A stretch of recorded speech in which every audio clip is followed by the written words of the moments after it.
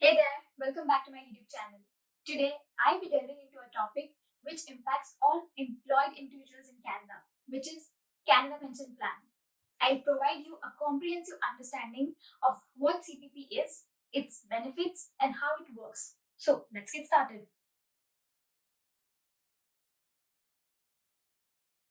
To begin with, let's understand what Canada Pension Plan is. The Canada Pension Plan is a contributory earnings-related social insurance program designed to provide financial support to individuals during their retirement years. It replaces a portion of your earnings when you retire or if you become disabled. On your pay stub, you will notice a deduction under the name CPP, which corresponds to Canada Pension Plan.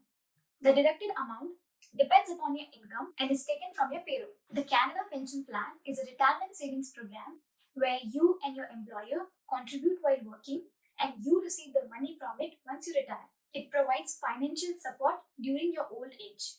If you qualify, you will receive a CPP retirement pension for the rest of your life.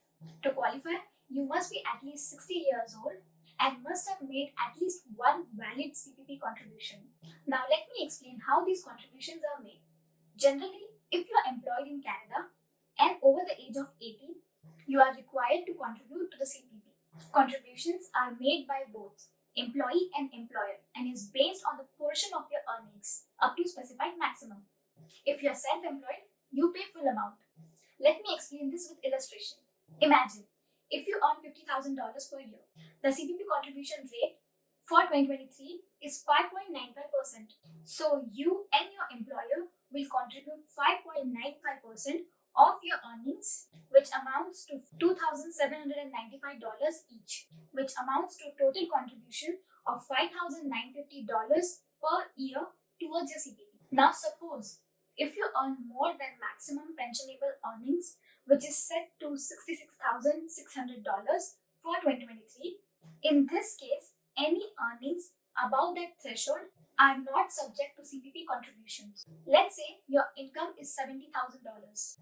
Since the exemption amount is $3,500, you and your employer will contribute 5.95% of $63,100, which amounts to $3,754.45 each.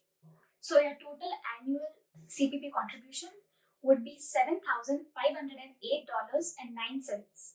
If you observe the CPP chart, you will notice the contribution rate for employees and the employers remained constant until 2018. New changes were introduced in 2019 and additional modifications are scheduled for CPP starting in 2024. Before January 1st, 2019, employees used to contribute 4.95% of their earnings, with employers matching this amount.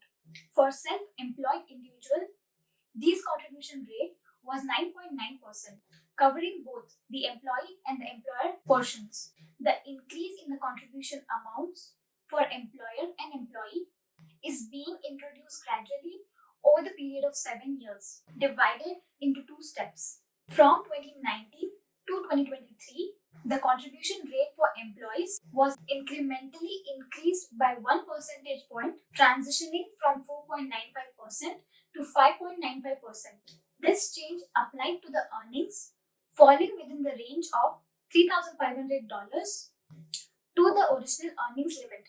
Starting in 2024, the Canada Pension Plan will introduce second earnings limit set at a higher level to provide a better protection for a larger portion of your earnings. This new limit, known as year's additional maximum pensionable earnings, will not replace the existing limit, which is called as year's maximum pensionable earnings. Instead, it will create two distinct range of earnings that CPP safeguards. The original range covering earnings up to the current limit and additional range covering earnings between the current limit and the new higher limit. The new earnings range protected by CPP will begin at the projected value of current earnings limit, which is expected to be $71,200 in 2025. It will then extend up to the new earnings limit projected to be 14% higher in 2025, which equals $81,100. Like original earnings limit, the new limit will be adjusted annually to account for wage growth. However, it is crucial to note that this additional range will come into effect in years when your annual earnings exceed the original earnings limit. To summarize, if your earnings fall within the higher range, the CPP will safeguard those additional earnings, providing you with increased financial security during your retirement. And hang in here, I'm about to provide you an example to illustrate the second additional component of the Canada Pension Plan for years 2024 and 2025. Let's say the original earnings limit for 2024 is $70,000. The new earnings limit for 2024 is projected to be 40% higher than the original earnings limit, making it $79,800. And for simplicity, I'll keep the contribution rate for first component same as 2023, which is 5.95%. Consider scenario 1, where your earnings is below the original limit. Let's say you earn $60,000 annually in 2024. You will contribute 5.95% of your earnings towards CPP, and your employer will also contribute an equal amount. So your total CPP contribution for 2024 will be $7,140.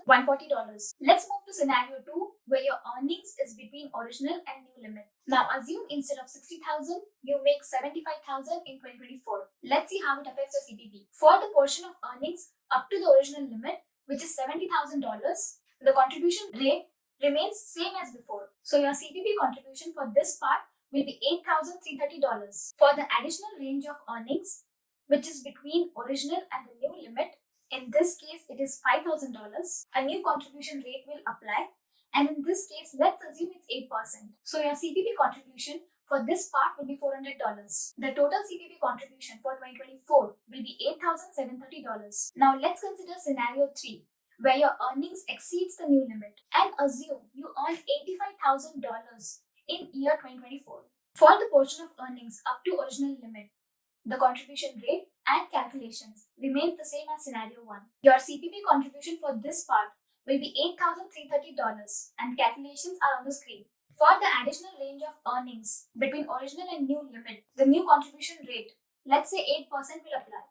So your CPP contribution amount for this part will be $784. However, for the portion of earnings above the new limit, no contribution will be deducted. Summing up, your total CPP contribution for 2024 will be $9,114. Hope this gives you a better understanding on how CPP works.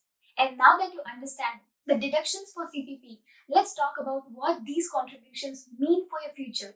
So here are the benefits offered by Canada Pension Plan. The primary benefit is retirement pension, which provides you with stable income once you reach the age of 65, or you can choose to start receiving it as early as 60 with a reduction, or delay it until age 70 for increased payout. The amount you receive depends upon your contributions and the numbers of years you contributed to CPP. Here's the calculator that will help you determine your CPP amount post-retirement. The link for the same is in the description box below. The CPP also provides disability benefits if you become disabled and are unable to work.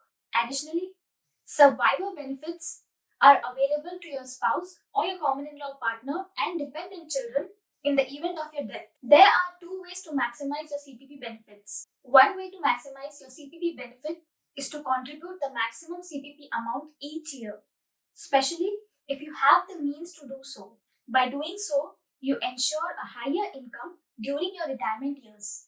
Another strategy is to delay receiving your CPP retirement pension. By deferring your CPP until the age of 70, your monthly benefit can increase as much as 42%, providing you a higher income in your later years. And that's a wrap for today's video. I hope you found the breakdown of Canada Pension Plan useful. Understanding how CPP works and making informed decisions can greatly impact your financial well-being in retirement. If you have any questions or want to share your thoughts, please leave a comment below. Thank you for watching, and don't forget to like this video.